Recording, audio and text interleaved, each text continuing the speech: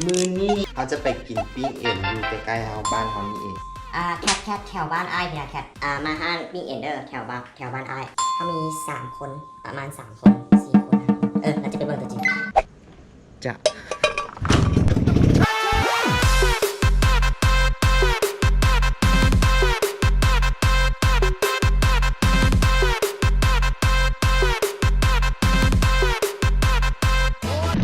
คันบ่เปิดแล้วขี้เต้บักหาจุด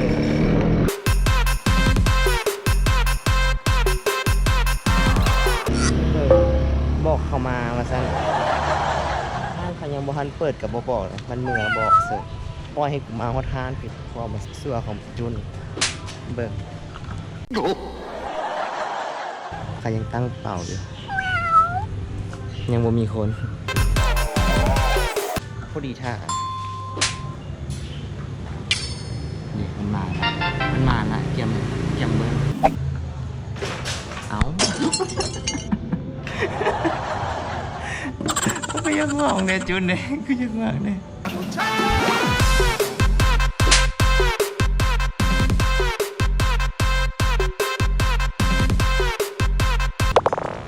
มันมาแล้วกับย่า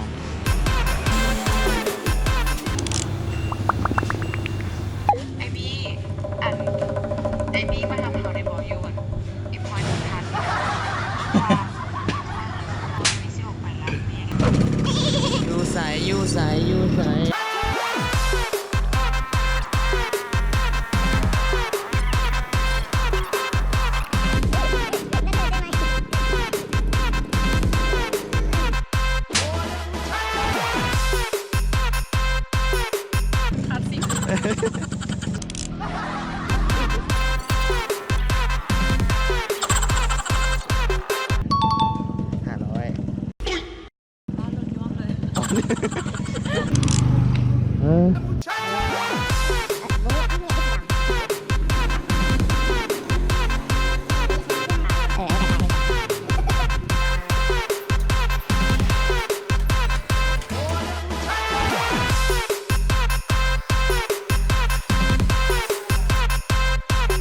ซื้ออย่างนี้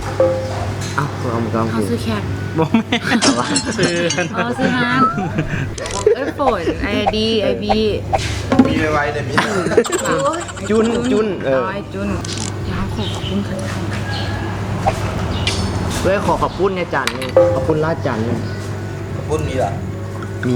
เอาให้ในจานนึงจานเท่าไหร่นะเอาขอบคุณลาด เอามาลด เอามาลด ปิดฮานเขาจะรับปิดนี่ซะยังมีขึ้นหลายแนวแท้แล้วจะปี เกิดก็สองเอาซะ จะแปด ให้นับเอง 4 ปีเกิดกับฮาน ซื้อมีอะไรมึงเห็ด วิว เข้าใจ เข้าใจวะเปลี่ยนเข้าใจ ตับอยู่ ทำแบบ เข้าใจ แค่ต่ำแค่ ทำมาดิ โซฝีมือ พวกนั้นทำเอง ถามน้องก่อนถามน้องก่อน เจ้าย่าได้4เท่าไหร่แต่เจ้ามาดูอีกงานแล้วออกงานอยู่อ่ะ ก็มาเถียง โอ้ my god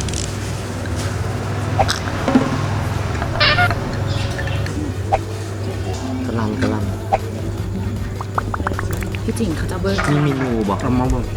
อันปีก็เจียวเมนูอย่างไอบี ไม่พอนี่ กระดาษ มาเบิ้งนี่ ก่อนเราขอได้ขอนี้กันเราหันหลังตัวจะเลยสันหานยากมาใส่นวล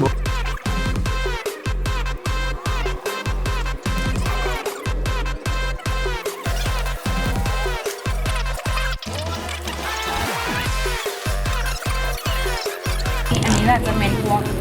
น้ำมันอ่ะพี่ซีมีน้ำมันนี่ปัจจัย แล้วสลายมากินอันไหน กินเบอร์ดิ กินนั้น เราก็จะได้คุณเขาเพิ่มอีก2-3พี่ได้ต้องกัดอันนี้ก็จบคนจบโดดแล้ว คุ้มลูกกันแทบอ่ะ เอาให้ต้องกัด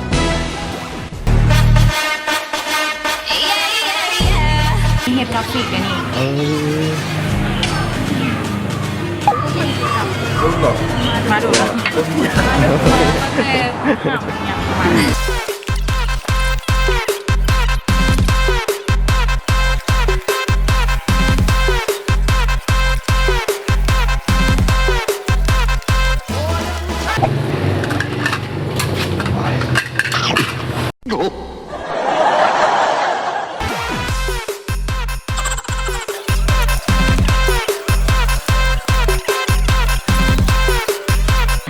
แค่น้ำก้อนแค่น้ำก้อน ก่อนเนาะ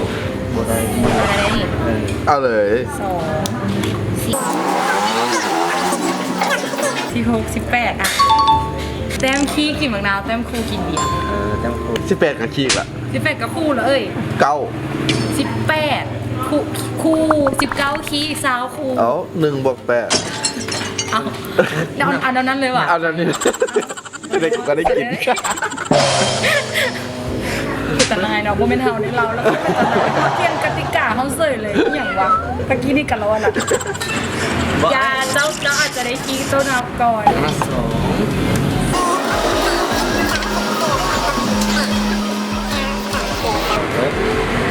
เจ็ดอันนี้ของตะกล้องเด้อ ตักก้อน ส่วนใหญ่ที่สุดเลยตะกล้องนี่โซ่แบบสาว ซ้ำไม่ยัง สาวกระสอบสูตรกระสอบเนี่ย คู่อย่าง ไปกินของจอกพี่กินมาแล้วอ้าว อ้าว เขาตั้งกลมมาข่าวตัวเองมา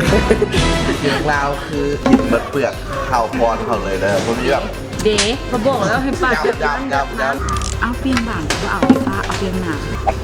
นี่เข้ามาทางตัวนี้ พอมันมีแมงไหม เริ่มเลือกหลายยับมาเมื่อแต่เป็นหน้า เอาเลยเหรอเอาตามก่อนเอา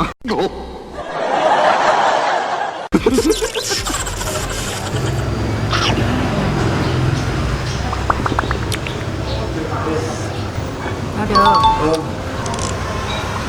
อสกิลดีสกิลน่ายี่ ขอเปลี่ยนที่สอง เอา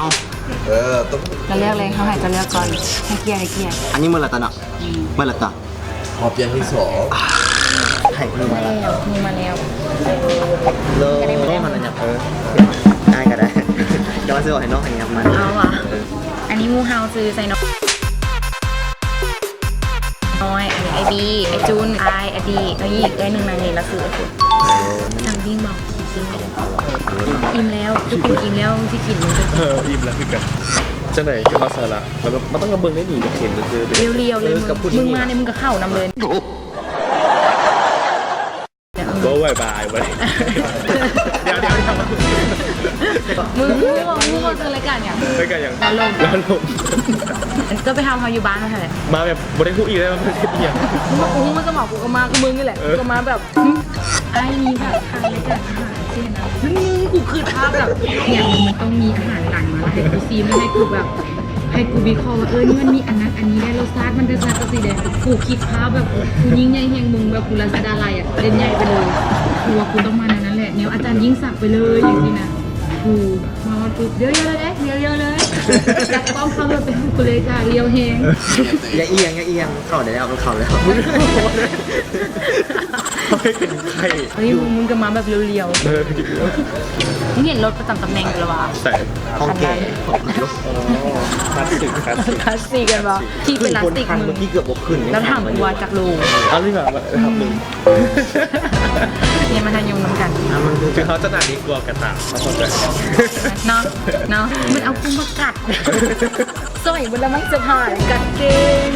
โอเค ไอ้เสียบก่อนคุณเขาเป็นมูปีเตอร์มูแต่น้อยเฮียแก้ปัญญาน้ำกันน้อย แก้ปัญญานี่แก้อันนี้แก้ปัญญา แก้วมันเนี่ย อ้าวชิบหายแล้วเป็น ตัว ส รุ่ มัน ค ไหน นเดียวเลย เอ้ตัวนี้บอกเอ้ตัวนี้นี่มันเฮารุ่นไหน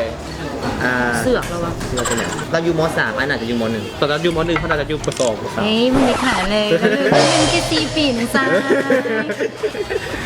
มึงอ่ะ เรียนแบงค์น้ำกันแต่มาคนละสายอันนี้กันเงินเขาแบงค์นี่แหละ ระเบิดกลุ่มยังส่งคนอีกเลย เจ้าซาวรัน เขาจะสอนเล่นกับเขาแล้ว คือเจ้านั่นแหละ เอาต้องว่าในบอลอีก ก็คือเมย์ ว่าทายสิวะแล้วก็ทายแบบทายทุกอย่างแล้วไลฟ์บอลหรือว่าบอล มันเป็น ว่าไปเลยนะมึง เขาเป็นแขกวันนี้ ไม่ต้องจงขวัญกระเจ้าเป็นยังมากกูมานี่นะกูไปหลายแบรนด์อะไรได้ดิมึงอยาอุ้ยมึงต้องได้เพจนี้ พร้อม เพจนี้กำลังดังจนกำลังไล่หลายเปิดไปปุ๊บมึงอ๋อมึงระวังเลยยัง